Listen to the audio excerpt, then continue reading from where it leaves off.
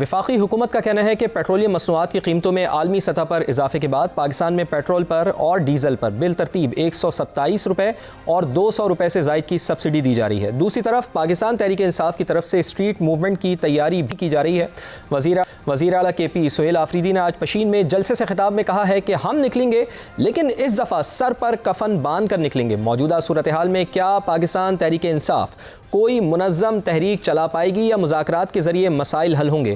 اس پر بات کرنے کے لیے ہمارے ساتھ موجود ہیں سمر ہارون بلور صاحبہ، رکن قومی اسمبلی مسلم لیگ نواز سے آپ کا تعلق ہے، جبکہ شفیع جان صاحب بھی ہمارے ساتھ موجود ہیں، معاون خصوصی برائے اطلاعات اور وزیر اعلیٰ کے پی آپ ہیں۔ تو گفتگو کا آغاز میں شفیع جان صاحب آپ سے کرنا چاہوں گا۔ شفیع صاحب، اس وقت خطے میں جنگ جاری ہے۔ امریکی خبررساں ایجنسی کے مطابق امریکہ اور ایران کے درمیان بات چیت کی کوششوں میں پاکستان بھی شامل ہے اور مذاکرات اسلام آباد میں کرانے کی کوششیں بھی کی جا رہی ہیں، جبکہ پاکستان تحریک انصاف کی طرف سے آزادی یا موت کا نعرہ لگایا جا رہا ہے۔ آج وزیر اعلیٰ نے پشین میں جلسے سے خطاب میں کہا ہے، تو کیا موجودہ صورتحال میں کوئی بڑی تحریک چلانا آسان ہوگا؟ اور اس کے ساتھ ساتھ یہ بھی بتائیے گا کہ رہائی فورس کا معاملہ کہاں تک پہنچے گا؟ جہاں تک تحریک انصاف کی بات ہے تو تحریک انصاف کی مرکزی قیادت اور صوبائی قیادت سر جوڑ کے بیٹھی ہوئی ہے اور پلاننگ پہ کام ہو رہا ہے، اور اس بار ہم چاہتے ہیں کہ جو بھی تحریک چلائی جائے وہ نتیجہ خیز ہو۔ ہماری ورکرز کا بھی یہ ڈیمانڈ کا آج تیسرا دن ہے، اب تمام جو ہمارے نمائندے ہیں وہ اپنے حلقوں میں موجود ہے، اور اس بات کو بھی رپورٹ کیا گیا کہ جو لوگ بھی ہم سے ملنے آ رہے ہیں، خیبر پختونخوا میں ہو یا دیگر صوبوں میں ہو، ان سب کا ایک ہی مطالبہ ہے اور ایک ہی سوال ہے، اور وہ سوال یہ ہے کہ عمران خان صاحب کی رہائی کا کیا پلان ہے، رہا کب ہوں گے۔ تو اس کے لیے جو تحریک انصاف کی لیڈرشپ ہے وہ اس کی تیاری کر رہی ہے۔ آج سی ایم سہیل آفریدی صاحب بلوچستان میں موجود تھے، وہاں پہ جلسہ عام سے بھی انہوں نے خطاب کیا، اپنے پلان کا اظہار بھی وہاں پہ کیا، کچھ چیزوں کو لوگوں کے سامنے رکھا۔ اسٹریٹ موومنٹ کی بات ہوئی، ہم کشمیر جا رہے ہیں اسٹریٹ موومنٹ کے لیے، گلگت بلتستان ہم جا رہے ہیں، ہم انٹیریئر پنجاب جا رہے ہیں، انٹیریئر سندھ کی تیاری ہے۔ اسٹریٹ موومنٹ کی ذمہ داری آپ نے ہی سہیل آفریدی صاحب کو دی ہوئی ہے اور بڑے احسن طریقے سے وہ اس کو نبھا رہے ہیں۔ ہم وہی مومنٹم دوبارہ بحال کریں گے اسٹریٹ موومنٹ کے، اس کے ساتھ ساتھ رہائی فورس پہ کام ہو رہا ہے۔ آپ نے میں یہی پوچھنے والا تھا آپ سے کہ رہائی فورس کا معاملہ آپ کا کہاں تک پہنچا ہے؟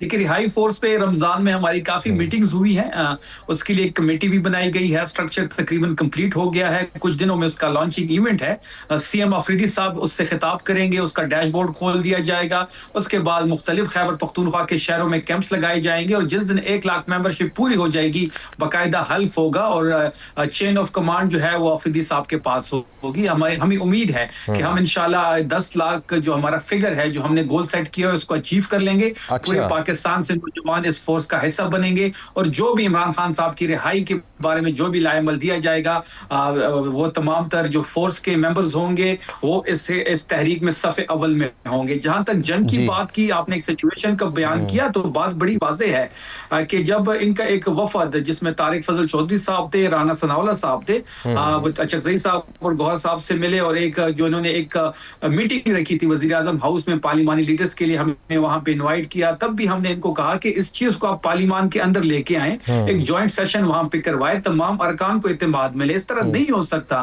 کہ آپ کچھ لوگوں کو وزیر اعظم ہاؤس بلا لیں اور وہاں پہ ان کو بریفنگ دیں، پھر جب بریفنگ ہوئی تو وہ بھی آپ نے دیکھی، کمران مرتضیٰ اس بریفنگ میں شامل ہوئے، ان کے جو کمنٹس تھے انہوں نے بڑا کیٹیگوریکلی یہ بات کہی تھی کہ جو بریفنگ ہمیں اندر دی گئی ہے وہ کوئی خاص بریفنگ نہیں تھی، حکومت کے پاس کوئی پلان نہیں ہے۔ بات بڑی واضح ہے کہ اس وقت ہر پاکستانی مسلم ملک ایران کے ساتھ کھڑا ہے، لیکن حکومت جو ہے وہ تذبذب کا شکار ہے۔ چلیں جی، آپ کا پوائنٹ آ گیا جی شفیع جان صاحب۔ سمر ہارون صاحبہ، بہت بہت شکریہ آپ کا بھی پروگرام میں وقت دینے کے لیے۔ مجھے بتائیے گا کہ بڑی شکایتیں کر رہے ہیں شفیع جان بلوچ صاحب، وہ کہہ رہے ہیں کہ عوام تو متحد ہے، عوام تو ایک پیج پر ہے، لیکن حکومت بڑی تذبذب کا شکار ہے کہ کس کا ساتھ دینا ہے یا نہیں۔ ایک تو صحیح معنوں میں کیا بریفنگ آپ کی جانب سے نہیں دی گئی اپوزیشن جماعتوں کو، اور دوسرا وزیر اعلیٰ کے پی تو آزادی یا موت کا نعرہ لگا رہے ہیں، اور ہم یہ دیکھ رہے ہیں کہ مذاکرات کا اختیار محمود خان اچکزئی اور علامہ راجہ ناصر عباس کے پاس ہے۔ تو حکومت مذاکرات کے ذریعے ہی ان مسائل کو حل کرے گی یا پھر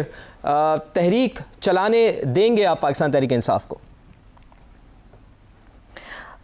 بسم اللہ الرحمن الرحیم۔ سب سے پہلے تو میں میرے چھوٹے ہیں میرے بھائیوں کی طرح شفیع جان صاحب کو کہوں گی کہ وہ تھوڑی سی اینٹی ایسیڈیٹی ٹیبلٹس لے لیں، اپنے سی ایم کو بھی دے دیں، کیونکہ آج کل جو پاکستان کی ایک بین الاقوامی سطح پہ ایک پوزیشننگ ہو گئی ہے، پاکستان تحریک انصاف اور جو پاکستان کے ناقدین ہیں، جو پاکستان کی حکومت کی، پاکستان کی آج کل جو ترقی ہو رہی ہے اس کے ناقدین ہیں، وہ بالکل دنگ پدنگ رہ گئے ہیں۔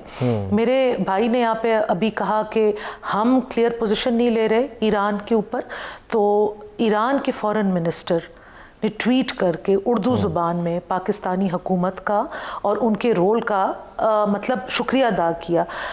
یونائٹڈ نیشنز کی فلور پہ ایران کے جو ایمبیسڈر ہیں انہوں نے پاکستان کے رول کو مینشن کیا، اور اب جیسے آپ نے بھی ایک خبر بھی مینشن کی ہے کہ چانسز آر کہ آنے والے ان قریب 2-4 دنوں میں ایک میٹنگ ہوگی سیز فائر کو بروکر کرنے میں، جو شاید اسلام آباد میں ہو، اور اس میں ایک کلیدی کردار، چاہے اس کی جغرافیکل پوزیشننگ کہاں بھی ہو، اس میں ایک کلیدی کردار پاکستان ادا کرے گا۔ اب میرے بھائی اپنی یہ تحریک چلا رہے ہیں، ان کی بالکل رائٹ ہے، لا کی حدود کے اندر تحریک چلانا ان کا حق ہے، یہ ایک سیاسی ورکر کا، سیاسی جو فالوورز ہیں، لیڈرز ہیں، ان کا رائٹ ہے، لیکن سیاستدان ہونے کے ساتھ ساتھ یہ ایک پاکستانی بھی ہیں۔ آج 23 مارچ کا دن ہے، آج وہ دن ہے جب پاکستان کنسیپچولائز ہوا تھا، اور پاکستان جن لوگوں نے کنسیپچولائز کیا تھا، اس سفر میں بہت سارے لوگوں نے قربانیاں دی ہیں، بہت سارے گھر اجڑے ہیں، بہت سارے لوگوں نے اپنی جانوں کے نذرانے پیش کیے اور آج دن تک دے رہے ہیں۔ ہمیں ہمارا وہ جو ہمارے بڑوں نے جو وہ کنسیپچولائز کیا تھا، ہمیں وہ ملک تو مل گیا، لیکن اس کے دفاع ہم آج تک کر رہے ہیں اور اپنی جانیں دے کے کر رہے ہیں۔ تو اس میں اچھا نہ ہو کہ یہ کہیں بالکل ہم اپنی تحریک کریں گے، ہم اپنی ایکٹیویٹیز کریں گے، لیکن ہم یہ مارچ، رہائی، موت، یہ ہم ان ساری صورتحال کے بعد کریں گے۔ ملک رہے گا تو اس میں سیاست بھی ہوگی، اس میں کوئی لیڈر بھی بنے گا، اس میں کوئی آگے پیچھے بھی ہوگا، اور یہ جو ان کی باتیں ہیں رہائی فورس اور زندگی اور موت، تو یہ گز اور یہ میدان میرے بھائی اور میں پھر آپ کے سامنے بیٹھے ہوں گے مہینے بعد، 2 مہینے بعد، اور اس طرح کی کوئی بات نہیں ہوگی۔ یہ انہوں نے بھی اپنے ورکرز کو جواب دہ ہونا ہوتا ہے، اپنے سپورٹرز کو، جو ان کا کور سپورٹ گروپ ہے، وہ ان سے کچھ سرٹن پولیٹیکل ایکٹیویٹیز کی ڈیمانڈ کرتا ہے، لیکن یہاں پہ میں ان کو یاد کرا دوں کہ وہ سپورٹرز ہیں، یہ لیڈرز ہیں، نیریٹو انہوں نے بنانا ہے۔ ملک دشمن نیریٹو سے بھی ان کو اپنے ورکرز کو اور اپنے فالوورز کو دور کرنا چاہیے، اور جہاں پہ اس طرح کا ایک موقع آئی اس پہ ہم سب کو ایک سیسا پلائی دیوار بن کے کھڑا ہونا چاہیے۔ شفیع جان صاحب، یہ فرمائیے گا کہ جس طرح ہارون صاحبہ نے فرمایا کہ آپ لوگوں کو یہ 14 اگست، 23 مارچ یا 6 ستمبر، ان کو ہی آپ کو کیوں یہ احتجاج یاد آ جاتے ہیں، مرنے مرانے کی باتیں ان کو ہی کیوں یاد آ جاتی ہیں؟ یہ ان دنوں کا یہ انتخاب آپ کی جانب سے کیوں کیا جاتا ہے؟ جیسے کہ آج وزیر اعلیٰ کے پی نے بھی مارنے اور مرنے کی باتیں کی ہیں، آزادی یا موت کی بات کی ہے، تو کیا یہ نہیں ہو سکتا کہ ابھی اس وقت پاکستان کا کردار جنگ بندی کے حوالے سے بھی بڑا واضح طور پر دیکھا جا رہا ہے، دنیا اس کی تعریف کر رہی ہے، تو جنگ بندی ہو جائے، کفایت شعاری مہم اس وقت حکومت چلا رہی ہے، یہ سارا سلسلہ نمٹ جائے، اس کے بعد آپ اپنی سیاست کو جاری رکھیں؟ ابھی تو حکومت کے ساتھ کھڑے ہوں آپ اس سارے معاملے کے اوپر، چونکہ یہ بات صحیح ہے کہ ملک ہے تو ہم سب کچھ ہیں، ملک ہے تو پھر سیاست ہے۔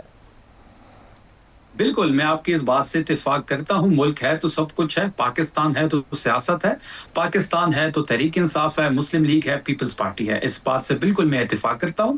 بات بڑی واضح ہے فواد صاحب، دیکھیں میرے سمر بی بی میری بہن ہے، یہاں خیبر پختونخوا سے ان کا تعلق ہے، لیکن جس طریقے سے انہوں نے ایک منظر نامہ کھینچا، انٹرنیشنل پوزیشن کی بات کی کہ پاکستان جو ہے اس وقت اس کی انٹرنیشنل پوزیشن جو ہے وہ بڑی مضبوط ہو گئی ہے، میں اس بات سے بالکل اتفاق نہیں کرتا۔ ایک ملک جو اڈیالہ میں ایک قیدی نمبر 804 عمران خان صاحب کو عید کی نماز کے لیے سیکورٹی نہیں دے سکتی، وہی ملک کیسے دعوے کر سکتی ہے کہ وہ 2 بڑے ممالک کے درمیان صلح صفائی کر رہی ہے، ان کی انٹرنیشنل پوزیشن بڑی واضح ہو گئی ہے؟ تو بات بڑی واضح ہے کہ اس طرح کچھ بھی نہیں ہے جس قسم کی منظرنامہ جو ہے یہ پیش کر رہی ہے۔ دوسری بات یہ ہے، اس وقت آپ نے یہ بھی دیکھا ہوگا کہ تحریک انصاف ہے جو وہ واحد پولیٹیکل نیشنل پارٹی ہے جو چاروں صوبوں میں موجود ہے، ہر شہر میں موجود ہے، ہر قصبے میں موجود ہے۔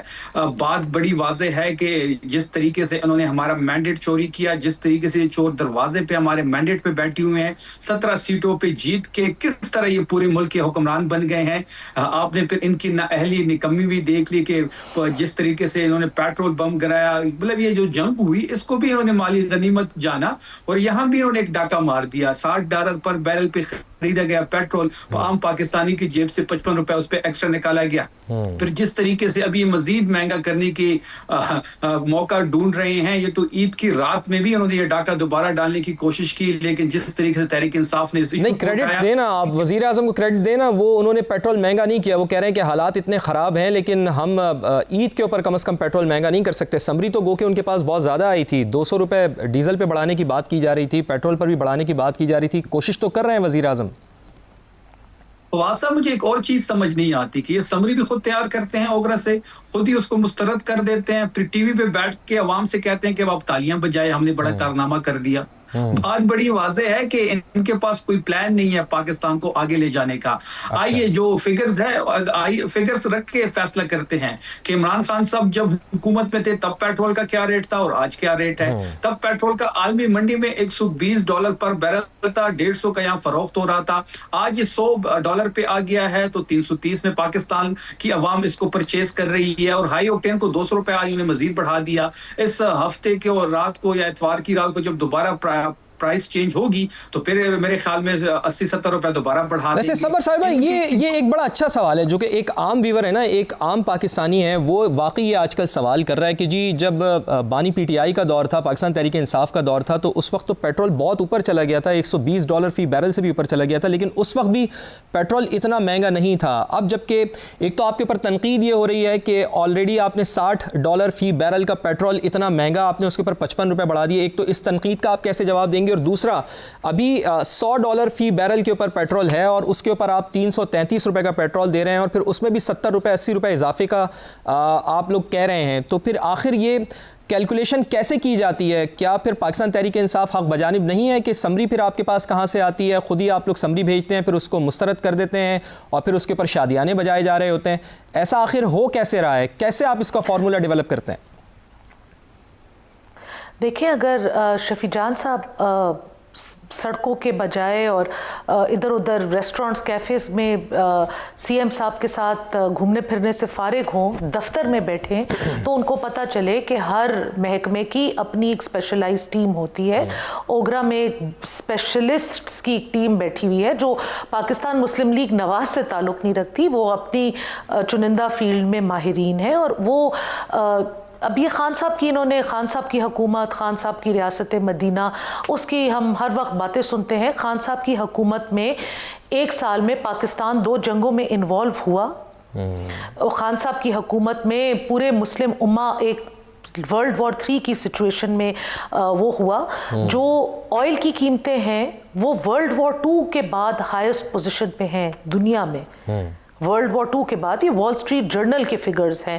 اور دیکھیں, پلس نہ صرف آئل کی قیمتیں جس کو کہتے ہیں پریشر میں مارکیٹ فورسز نے بڑھائی ہیں, لیکن اسٹریٹ آف ہارموز بھی بند ہے. قطر کی جو بڑی LPG فیلڈز ہیں اس کے اوپر اٹیکس ہوئے ہیں, وہ آج بھی آگ کے شعلوں میں سلگ رہی ہیں. جو سپلائی چین ہے وہ بہت حد تک ڈسٹرپٹ ہو گیا ہے.